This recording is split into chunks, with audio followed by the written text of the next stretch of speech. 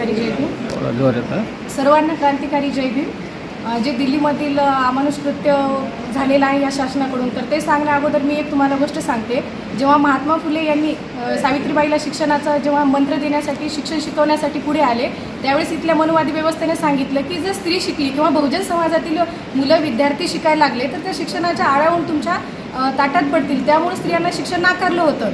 पण ती भीती मनुवादी व्यवस्थेची आजही कायम आहे. पण त्या लोकांना सांगायचं आहे की त्या शिक्षणाच्या आळ्या आता कॉक्रोचच्या रूपामध्ये तुमच्यासमोर प्रश्न मांडायला आले. जे शिक्षणाला तुम्ही नाकारलं होतं ते शिक्षणाची ढाल डॉक्टर बाबासाहेब आंबेडकरांनी घेऊन आम्हाला सगळ्यांना शिक्षणाचा अधिकार दिला. आणि आज ते शिक्षण तुम्हाला प्रश्न विचारते, त्यांच्या न्याय हक्कासाठी, त्यांच्या अधिकारासाठी आज तुम्हाला प्रश्न विचारतो. तर त्या प्रश्नाला उत्तर देण्याऐवजी तुम्ही त्यांच्या बदल्यामध्ये लाठीचार्ज करत आहात. तर या गोष्टीचा मी जाहीर निषेध करते आणि सगळ्यांना आवाहन करते की जे उद्या वंचित बहुजन आघाडीतर्फे श्रद्धेय बाळासाहेब आंबेडकर यांनी आवाहन केलेलं आहे महाराष्ट्र बंदचं, तर त्यामध्ये कुठलीही जात धर्म न पाळता विद्यार्थी हा या देशाचं भविष्य आहे आणि तुमचा माझा सगळ्यांचा विद्यार्थी म्हणून, माणूस म्हणून आपण या बंदला सगळ्यांनी प्रतिसाद द्यावा आणि सगळ्यांनी यावं.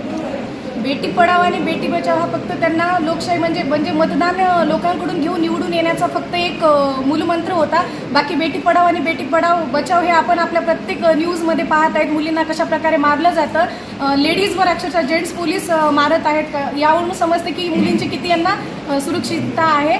आणि त्याचबरोबर हे सरकार फक्त ढोंगीशाहीचं सरकार आहे. कुठलीही लोकशाही यांनी जिवंत ठेवलेली नाही. हे फक्त हुकुमशाही आणि हिटलरशाहीला जोपासणारी ही व्यवस्था आहे.